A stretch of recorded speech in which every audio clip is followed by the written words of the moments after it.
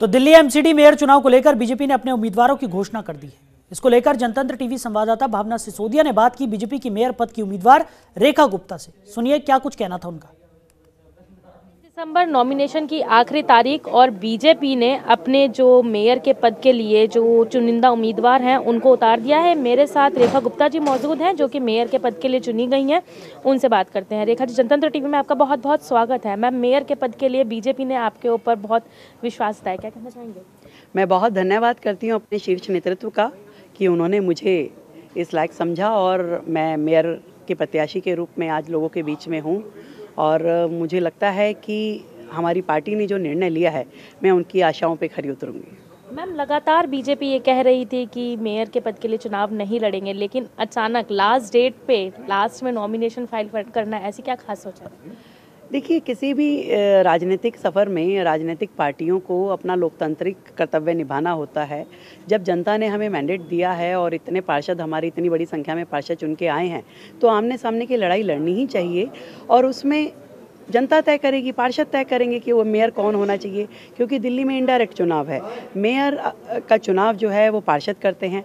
पार्षद जब एक सही व्यक्ति को चुनना चाहेंगे, वो मेरिट के ऊपर वोट देंगे, अनुभव के ऊपर वोट देंगे।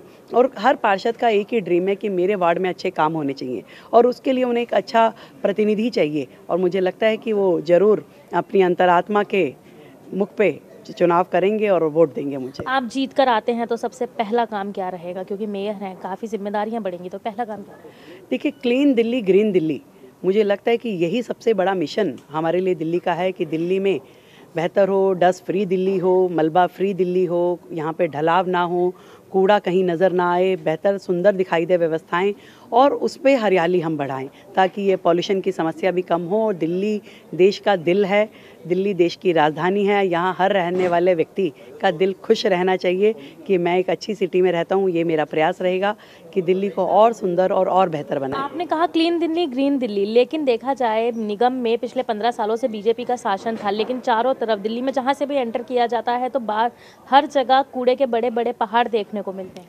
देखिए, कूड़े के पहाड़ जो हैं वो कोई ऐसी जगह पे नहीं है कि जहाँ पे उसको नहीं डाला जा सकता। पूरे मास्टर प्लान में 2 साइट ऐसी है जो लैंडफिल साइट है, तो पूरे के पूरी दिल्ली से कूड़ा उठ के उन साइटों पे डलता है, जो कि बिल्कुल कानूनन सही है।